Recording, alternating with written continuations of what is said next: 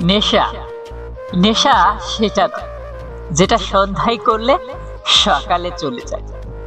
আসল নেশা সেটাই যা একবার হয়ে গেলে সারা জীবনে যায় না। আজ পর্যন্ত তোমরা নিশ্চয় অনেক নেশার কথা শুনেছ, যেমন মদের নেশা, ধূমপানের নেশা, সোশ্যাল মিডিয়ার নেশা এবং আরো এরকম অনেক নেশা যা জীবনকে ধ্বংস করে দেয়। কিন্তু আজ তোমার জীবন সমৃদ্ধ হতে চলেছে, কারণ আজ আমি তোমাকে এমন একটি নেশা সম্পর্কে বলতে যাচ্ছি যা প্রতিটি মানুষের করা উচিত। সে সকল হোক বা না হোক, সেই নেশা হলো পরিশ্রমের নেশা। হ্যাঁ, পরিশ্রমের নেশা। যদি তুমি এই নেশাকে করতে পারো, এই নেশা করতে শেখো, তাহলে বুঝবে তোমাকে সফল হতে কেউ আটকাতে পারবে না। কিন্তু এই নেশা করা এতটাও সহজ নয়। মানুষ যত প্রকার নেশা করে সেটাতে অভ্যস্ত হয়ে পড়ে, সেটাতে অ্যাডিক্টেড হয়ে যায়। কিন্তু এই নেশা কিছুটা আলাদা বটে। এটাতে আমরা অভ্যস্ত হই না, বরং আমরা এটা থেকে দূরে ভেগে যাই। কিন্তু এই ভিডিওটি সম্পূর্ণ দেখার পর আমি আশা করি যে এটি তোমার নেশায় অভ্যস্ত হয়ে যাবে, আর এই আসক্তি একদিন তোমাকে সফল বানিয়ে দেবে ইনশাআল্লাহ। তাহলে চলো এটাকে গভীরভাবে বোঝার চেষ্টা করি। আজকের ভিডিওতে আমরা মূলত তিনটি জিনিস নিয়ে তোমাদের সাথে আলোচনা করব। পরিশ্রমের আসল নেশা আসলে কি, এরপর জানাবো পরিশ্রম কত ধরনের হয়, আর তুমি কি ভুল জায়গায় পরিশ্রম করছো নাকি সঠিক জায়গায় করছো। এরপর আসবো ভিডিওর তৃতীয় অংশে, যেখানে রয়েছে 4টি পয়েন্ট তাদের নিয়ে যারা পরিশ্রম করতে চায় কিন্তু করতে পারে না। সুতরাং এর সমাধান আমরা এই 4টি পয়েন্টে বলতে চলেছি। আর সবশেষে আমি তোমাদের বলবো আমি কিভাবে। প্রথমে আসুক পরিশ্রমের নেশা।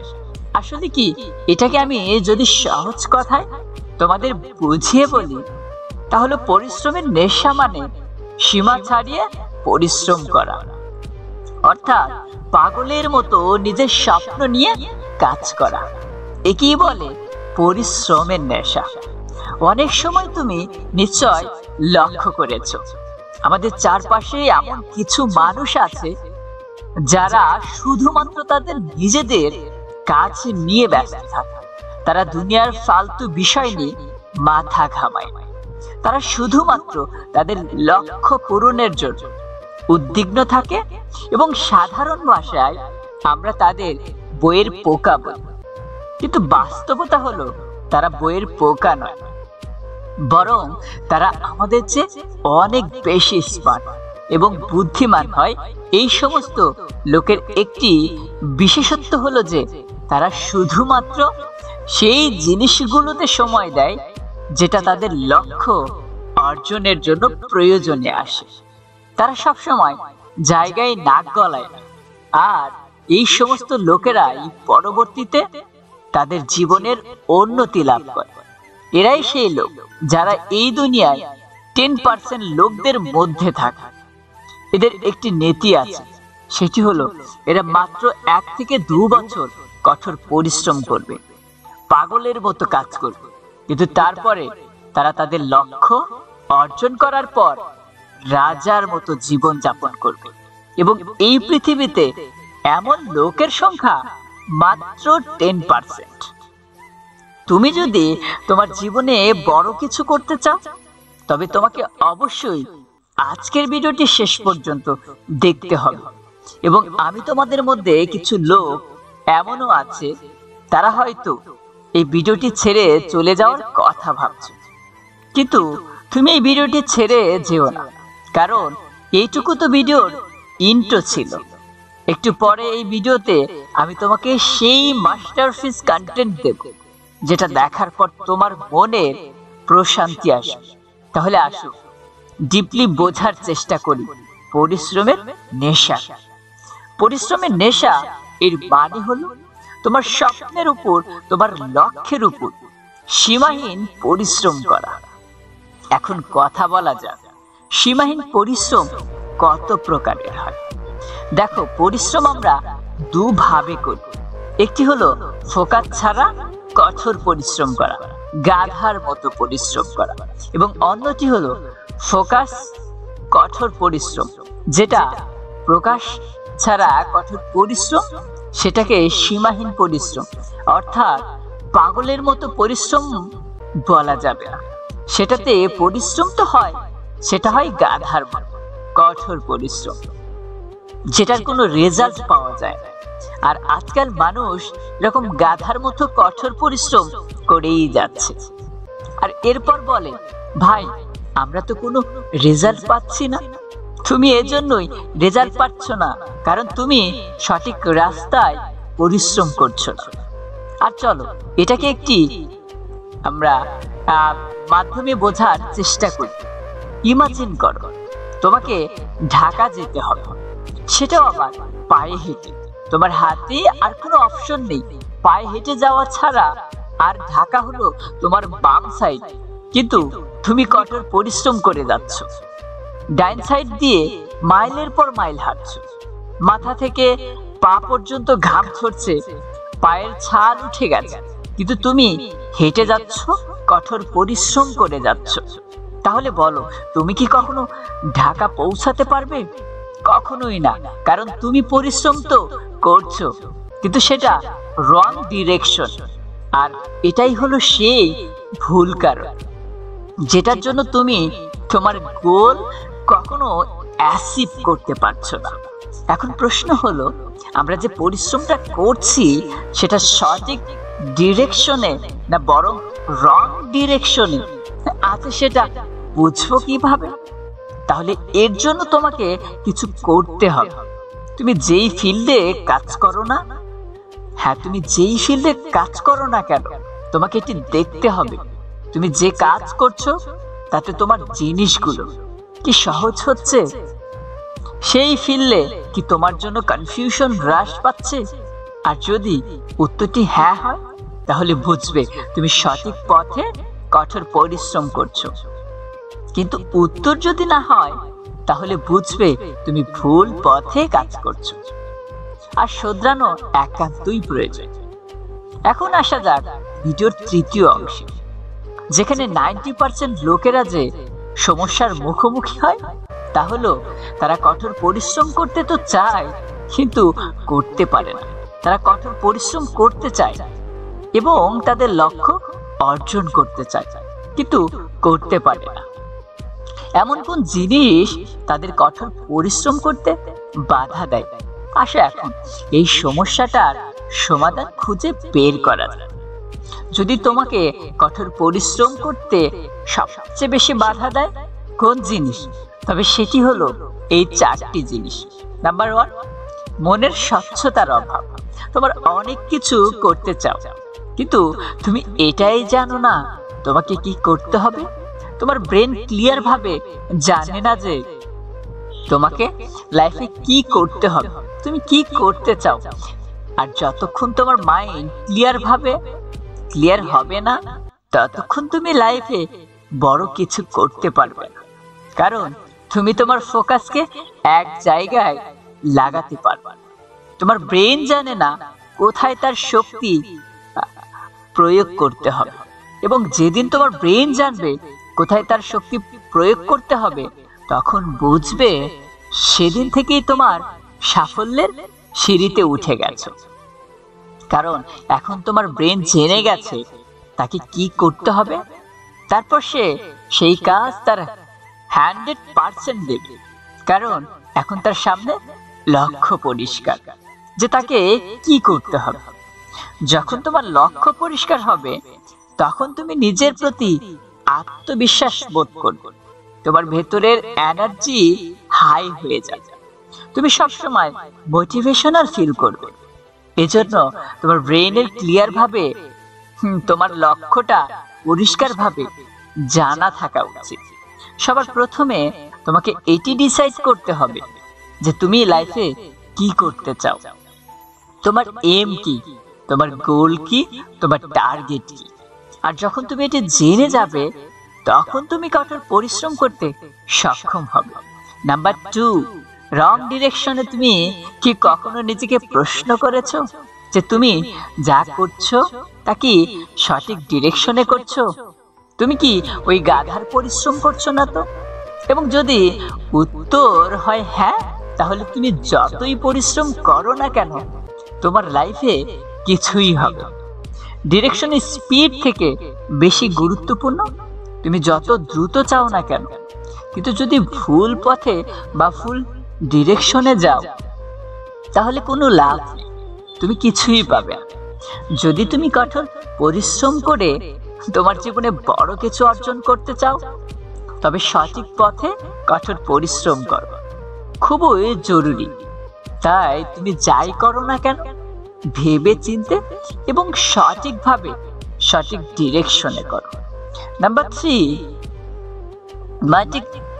আজকিন তুমিও যদি এমন একজন ব্যক্তি হও যে মনে করে যে আমি এটা করব, ওটা করব এবং একই টাইমে ওই কাজটাও করতে পারবে, তাহলে তুমি এই বিষয়ে সবচেয়ে বোকা। কারণ তুমি চাইলেও মাল্টি অ্যাক্টিভিটিস করতে পারবে না। যদি তুমি জীবনে একজন সফল ব্যক্তি হতে চাও তাহলে তুমি একেবারে একটি মাত্র কাজ করো, যাতে তুমি সেই কাজটি সম্পূর্ণ মনোযোগ সহকারে করতে পারো। আমি মোটেও বলতে চাই না যে তোমার জীবনে শুধুমাত্র একটি কাজ করা উচিত।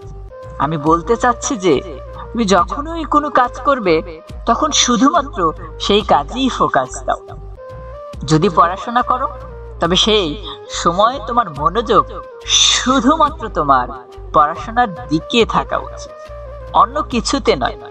তুমি যদি মুভি দেখো তবে সেই পুরো সময়টা এনজয়ের সাথে মুভিটি দেখো, যাতে তুমি সম্পূর্ণ ফোকাস সহ একটিমাত্র কাজ করতে পারো। এতে তোমার কন্ট্রোল, টেনশন পাওয়ার বা একাগ্রতার শক্তি বাড়বে। তুমি যে কোনো একটি বিষয়ের উপর দীর্ঘক্ষণ মনোযোগ সহকারে কাজ করতে পারবে। তাই মাইন্ড কিং না করে বা মাল্টি অ্যাক্টিভিটিস না করে তুমি ওয়ান টাইমে একটি মাত্র কাজে ফোকাস করতে থাকো। নাম্বার 4, ডিস্ট্রাকশন টেকনোলজির এই যুগে যদি একটি জিনিস মানুষকে সবচেয়ে বেশি বিরক্ত করে তবে তা হলো ডিস্ট্রাকশন। এমনকি ক্যান্সার আক্রান্ত ব্যক্তিও কিছু করতে পারে, কিন্তু যে ব্যক্তি ডিস্ট্রাকশন রোগে আক্রান্ত তার জীবনে কিছু করা খুবই কঠিন। এবং আজকের সময়ে যদি সবচেয়ে বড় কোনো ডিস্ট্রাকশন থেকে থাকে তা হলো স্মার্টফোন। স্মার্টফোনটি তোমাকে বেঁধে রেখেছে, তোমাকে তোমার লক্ষ্যের উপর কাজ করা থেকে বিরত রেখেছে, তোমার ব্রেনকে অন্যদিকে নিয়ে যাচ্ছে। তুমি যতক্ষণ ডিস্ট্রাকশন জালে আবদ্ধ থাকবে ততক্ষণ তুমি কঠোর পরিশ্রম করতে পারবে না।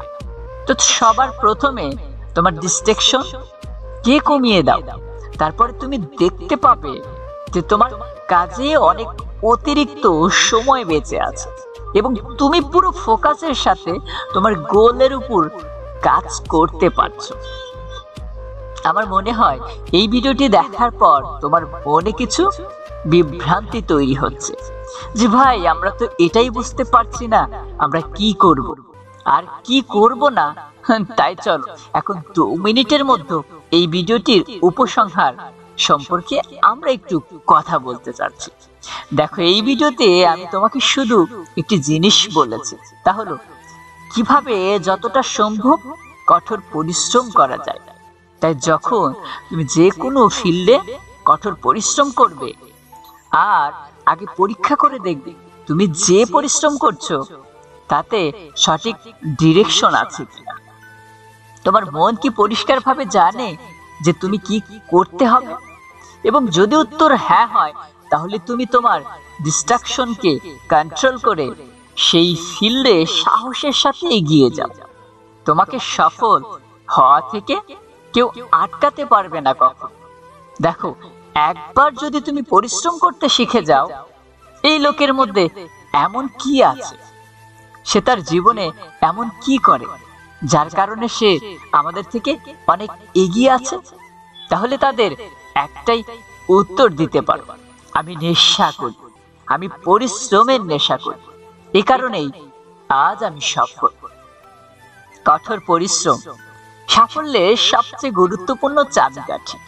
দীর্ঘদিনের পরিশ্রম বা নিরবচ্ছিন্ন পরিশ্রমের ফলে ধরা দেয় একজন মানুষের কাঙ্ক্ষিত সাফল্য।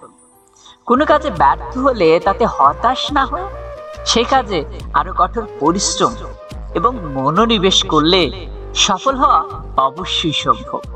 চলুন জেনে নিই বিখ্যাত মনীষীরা এই পরিশ্রম নিয়ে কি বলেছেন সে সম্পর্কে।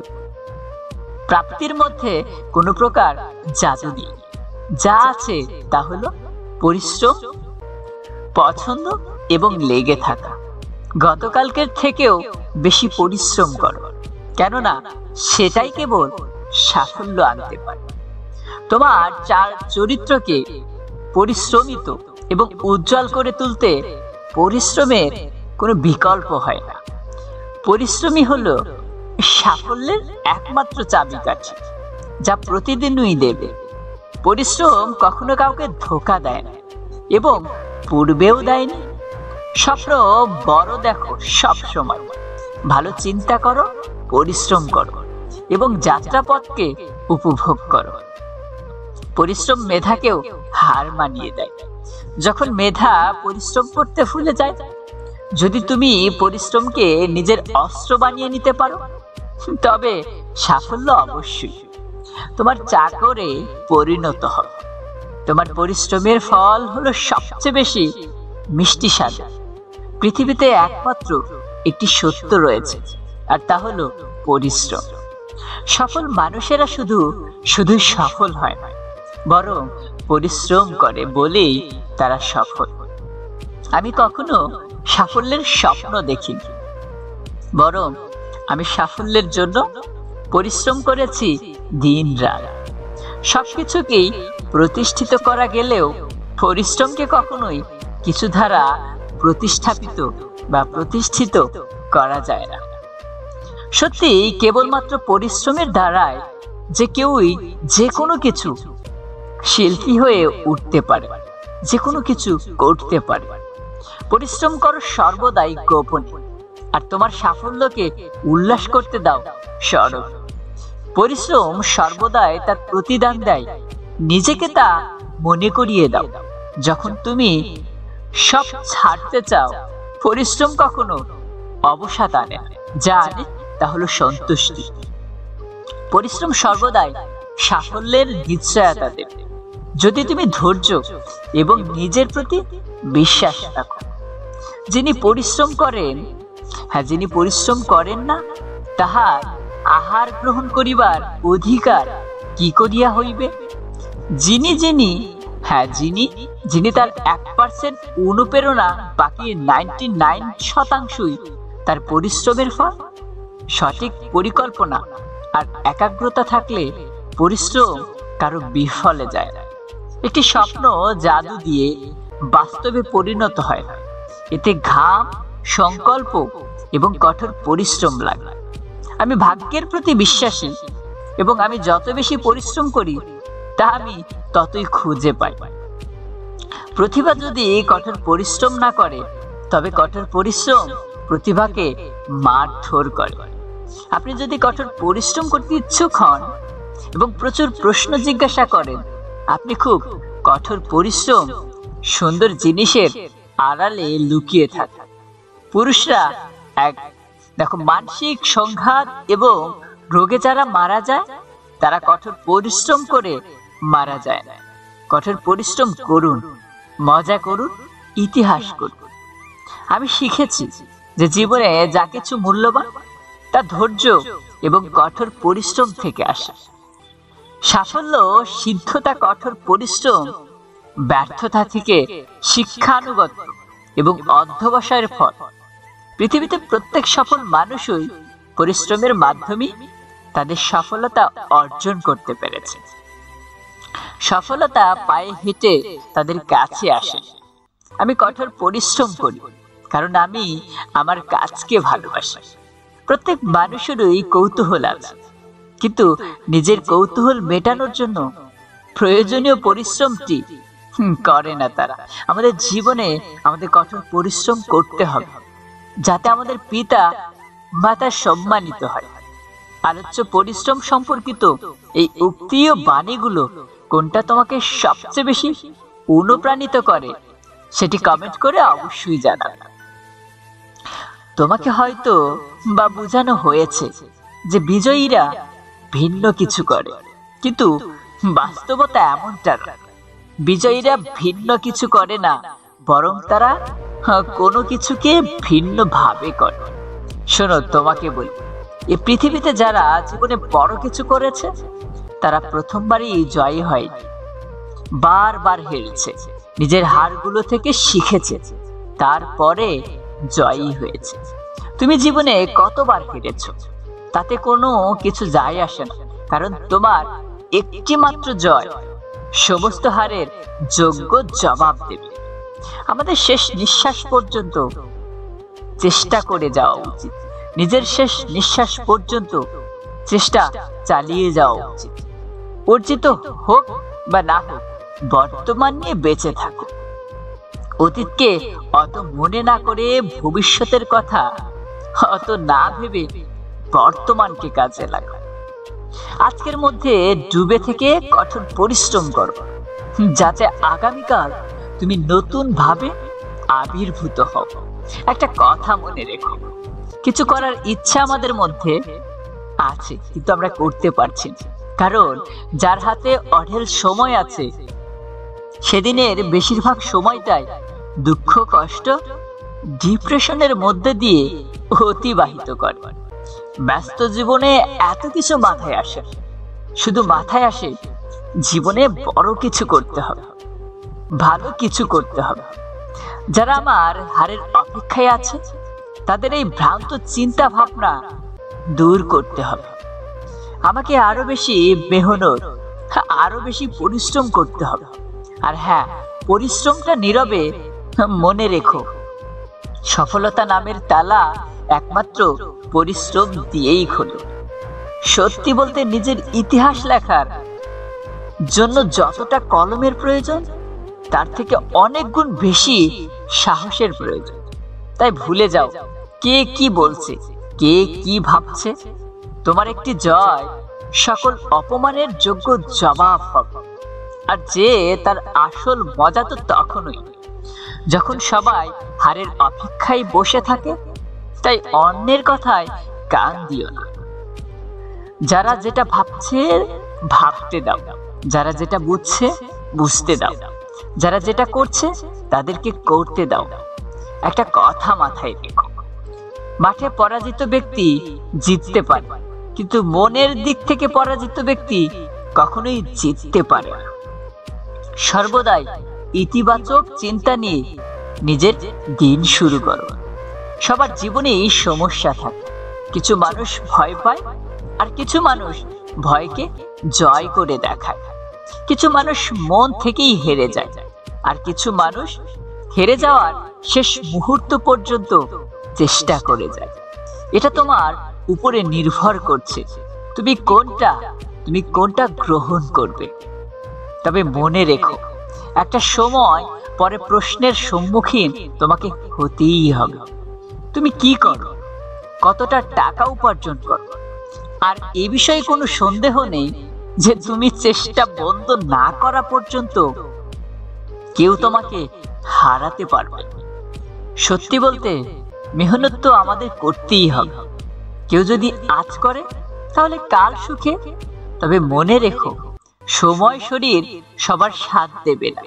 একটা সময় পরে আমাদের শরীর সেটা আর কাজ করবে না। পরিশ্রমের নেশা করো, যাতে তোমার রোগ হয়। সাফল্য পরিশ্রম করো, কারণ এই পৃথিবীর দুঃখের মধ্য দিয়ে যেমন সুখের পরিচয় পাওয়া যায়, ঠিক তেমনি পরাজয়ের মধ্য দিয়ে জয়ের পরিচয় পাওয়া যায়। যদি তুমি জীবনে ভিন্ন কিছু করতে চাও, তাহলে কখনোই ভিড়ের অংশীদার হও, কারণ ভিড় কখনো সফলতা এনে দেয় না। কিন্তু পরিচয় কেড়ে নেয়। জানো, সাফল্যের সব থেকে বিশেষ বৈশিষ্ট্য কি? এটি তাদের প্রতি আকৃষ্ট হয় যারা কঠোর পরিশ্রম করে, মেহনত করো, নিজের সর্বত্র দিয়ে মেহনত করো।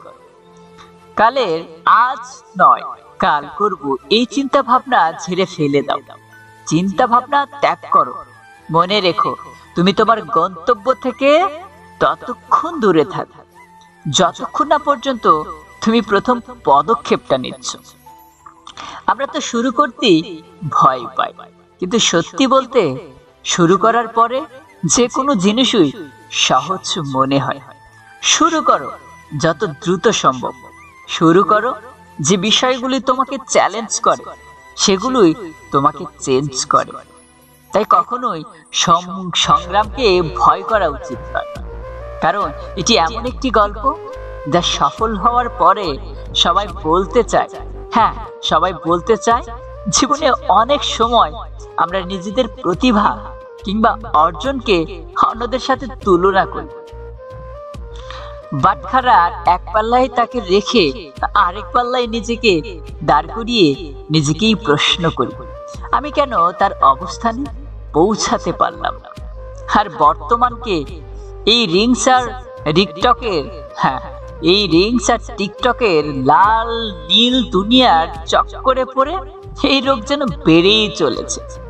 তাই আজকের গল্পটি তাদের জন্য যারা নিজেদের জীবন নিয়ে অসন্তুষ্ট এবং সবসময় মনে করেন অন্যরা তাদের চেয়ে অনেক ভালো। তাই না টেনে গল্পটি শেষ পর্যন্ত দেখার জন্য অনুরোধ রইল। একবারের কথা, একটি কাক উঠতে উঠতে একটি গাছের ডালের উপর এসে বসল। কিছু দূরে এসে একটি রাজহাঁসকে দেখল, যেটি কিনা একটি পুকুরের সাঁতার কাটছে।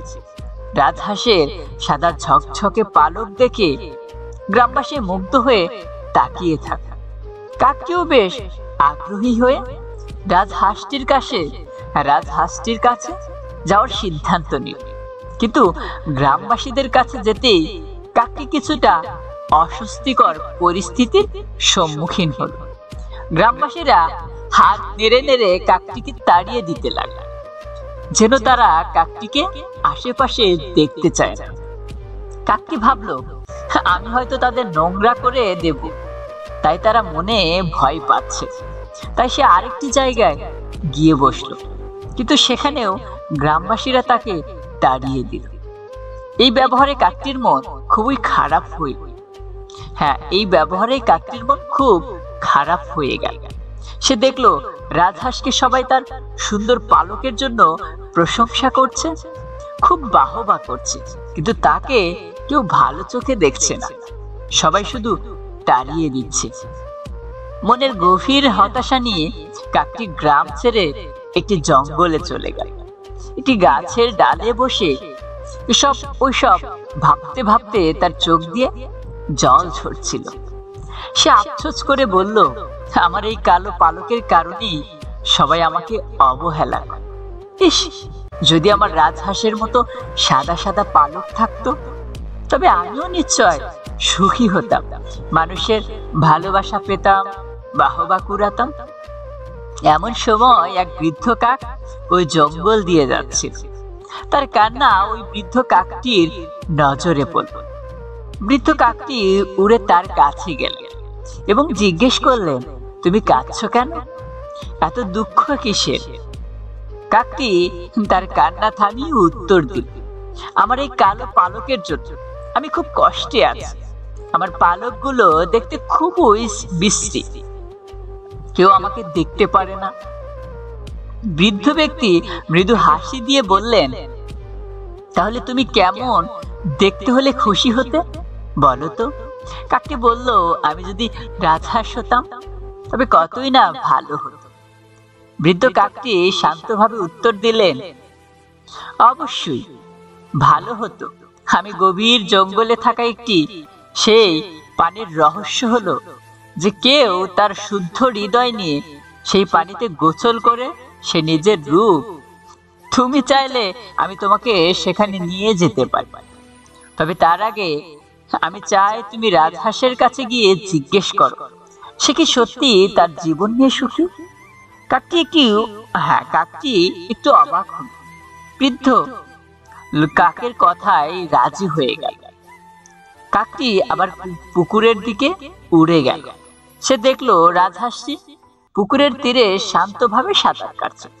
আশেপাশে কেউ না থাকায় কাকটি সাহস করে কাছে গিয়ে বলল, ও রাজহাঁস ভাই, তুমি নিশ্চয় এই গ্রামের সবচেয়ে সুখী পাখি। তোমার সাদা ঝকঝকে পালক দেখে সবাই মুগ্ধ। তুমি কি তোমার জীবন নিয়ে অনেক বেশি খুশি? রাজহাঁসটি মাথা নিচু করে এক অপ্রত্যাশিত উত্তর দিল। সে বলল, হ্যাঁ, আমার পালক সুন্দর আর সবাই তা দেখে প্রশংসা করে, কিন্তু আমি সুখী নাই। মানুষ আমাদের পোষ মানিয়ে রাখে, আমরা স্বাধীনভাবে চলতেও পারি, আর বয়স হলে ওরা আমাদের মানুষের জন্য আমাদের খেয়ে ফেলে। আর আমি এটাও বলতে পারবো না কালকে আমি এই পুকুরে সাঁতার কাটতে পারবো কিনা। রাজহাঁসের কষ্টের কথা শুনে কাকটি হতবাক হল। সে জিজ্ঞেস করলো, তাহলে তোমার মতে কারা সবচেয়ে সুখী? রাজহাঁস বলল, আমার মনে হয় টিয়া পাখি সবচেয়ে সুখী। তার রঙিন পালক আমার সাধারণ সাদা পালকের চেয়েও আকর্ষণীয়। আর তার মাংসকে কেউ কখনো খায় না। রাজহাঁসকে ধন্যবাদ দিয়ে কাকটি এবার টিয়া পাখির খোঁজে রওনা দিল। অনেক খোঁজার পর সে একটি গাছের ডালে একটি টিয়া পাখিকে দেখতে পেল। কাকটি বলল, ও টিয়া পাখি, তুমি নিশ্চয় সবচেয়ে সুখী পাখি। তোমার রঙিন পালক দেখে সবাই মুগ্ধ হয়, কিন্তু তুমি কি সুখী? টিয়া পাখি চিন্তিত চোখে চারপাশে তাকিয়ে বলল, হ্যাঁ, আমার পালক রঙিন আর সবাই এটি দেখে প্রশংসা করে, কিন্তু এই রঙিন পালকের জন্য মানুষ আমাদের ধরে নিয়ে যায়, আমাদের সারা দিন আটকে রাখে। তাই আমি সব সময় ভয়ে থাকি। টিয়া পাখির কথায় কাকটি আরো দুঃখ পেল। সে বলল, তাহলে তোমার মতে কারা সবচেয়ে সুখী? টিয়া পাখি বলল, আমার মনে হয় সবচেয়ে সুখী মানুষ তাকে ধরে রাখলেও তার জন্য বড় খাঁচা বানায়। মন হচ্ছে সবচেয়ে সুখী। এরা এবং তার সৌন্দর্য দেখে মুগ্ধ হয়। কাকটি দেরি না করে চিড়িয়াখানার দিকে উড়ে গেল, যেখানে একটি ময়ূর ছিল। ময়ূরটির কাছে গিয়ে কাকটি বলল, তোমার পালক দেখতে খুবই সুন্দর, সত্যি তোমার সৌন্দর্যের কোনো তুলনা নেই। তুমি নিশ্চয় বিশ্বের সবচেয়ে সুখী পাখি। ময়ূরটি শান্তভাবে বলল, না বন্ধু, আমি সুখী নই। আমার সুন্দর পালকের জন্য মানুষ জোর করে সেগুলো ছিঁড়ে নিয়ে যায়। এই যন্ত্রণাটি সহ্য করা খুব কঠিন। পালকগুলো আবার গজালে তারা আবারও ছিঁড়ে নেয়।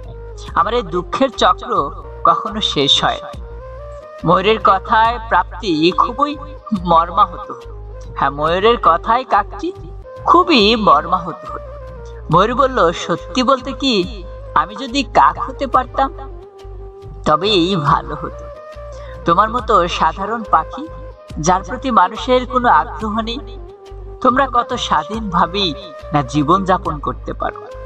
তোমাদের জীবনটা সত্যি অসাধারণ। ময়ূরের কথা শুনে কাকটি ধন্যবাদ জানিয়ে চলে গেল।